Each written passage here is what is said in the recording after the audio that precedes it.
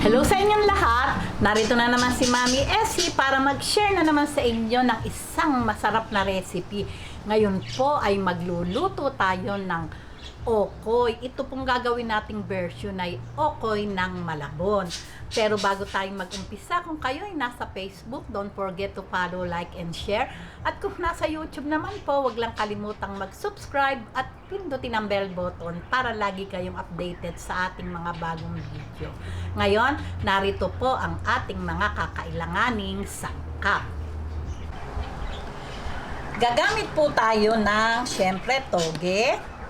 Ito po yung ating hipon. Pwede din po ang malalaki. Ito pong aking hipon ay hindi masyadong malaki. Gagamit po tayo ng ginayat na kalabasa. Para naman po sa ating panimpla sa ating cornstarch o kaldo, gagamit po tayo ng seasoning powder, 1 teaspoon paminta, 1 teaspoon asin, 2 cups na cornstarch, water, ito po yung ating orange na food color, at isang itlog. Ngayon, umpisahan po muna natin yung pagtitimpla ng ating cornstarch. Okay, lagay po natin itong ating pampalasa. Nasa inyo po yan kung anong pampalasa ang gusto nyo. Itong paminta at asin. Ayan. Itong ating orange na food color.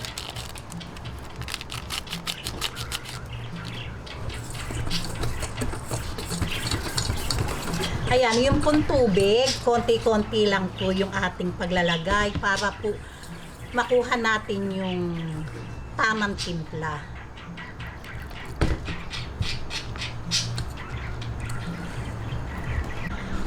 Ayan, haluin lang po natin hanggang matunaw yung ating cornstarch. Lagay po natin tong egg.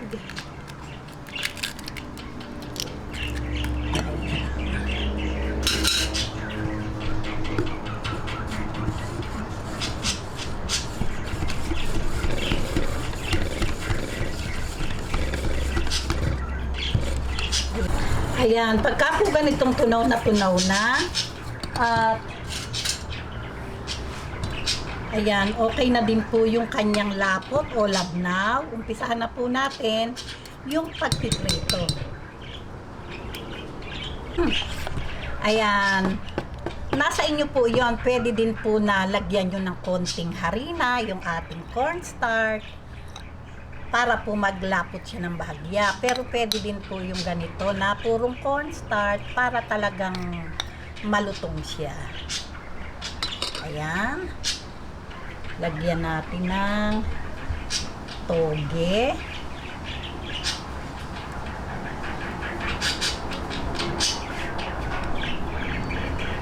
Kalabasa.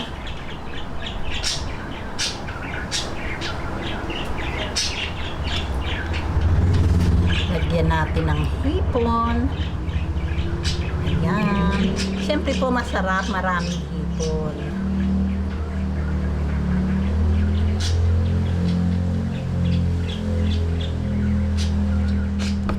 Lalagyan po ulit natin ng sa ibabaw. Ganyan lang.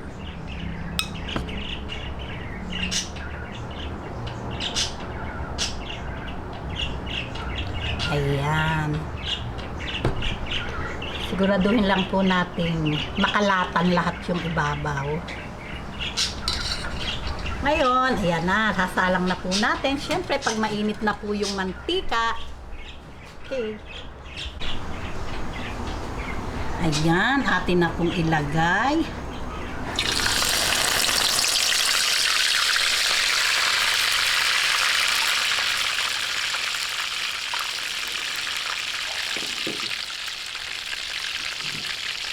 Ganyan lang po. Ayan, ganito lang po yung pagpiprito. Hintayin lang po nating mag light brown yung magkabilang side. Ayan, diba? Para po malutong talaga yung ating okoy. Ayan, ganyan lang po.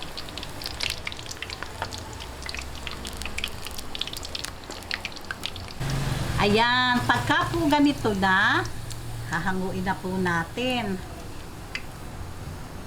Medyo lang po patuluin natin yung mantika. Ayan.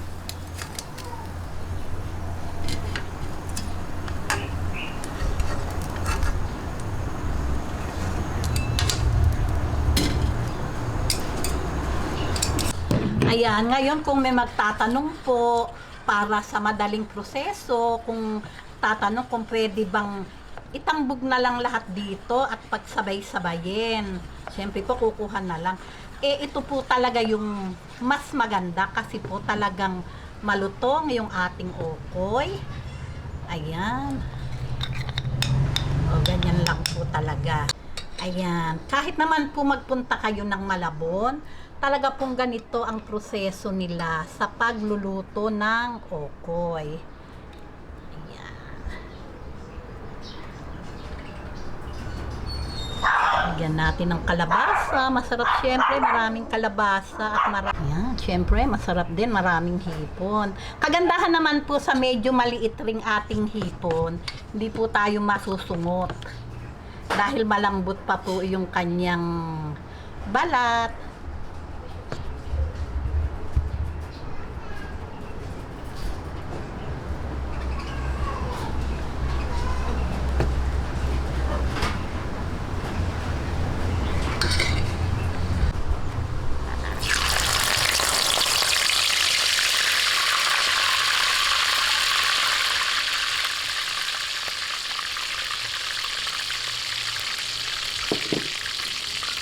Ayan, ganito lang po, tuloy-tuloy lang po yung ating pagpiprito hanggang sa matapos tayo.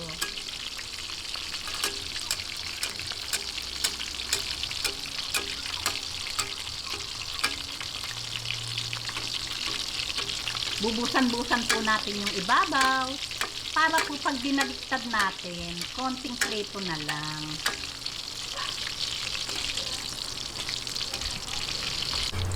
Ayan, hintayin lang po natin lumutong uli yung kabilang side. Nako, at napakasarap na pong tanghalian nito. Pwede din po itong nasa inyo po yun. Pwede din kutkutin, merienda. Okay, ngayon, tapusin lang po natin tong ating pagpiprito at syempre po, tanghalian na. O, diba? Ayan, heto na po ang talaga namang crispy na okoy. O di po ba, napakadali lang gawin. Dito po sa amin, medyo mababa na ang hipon. Kaya nakita nyo, maraming hipon yung aking nilagay. Gawin nyo na po ito at talaga namang magugustuhan ng inyong pamilya. Ito po kailangan pagkaluto, kakainin na po natin para mapanatili talaga yung pagka-crispy niya. O di po ba? O, paano po? Kung nagustuhan nyo ang video na to, wag lang kalimutang mag-likes. And don't forget to share and subscribe.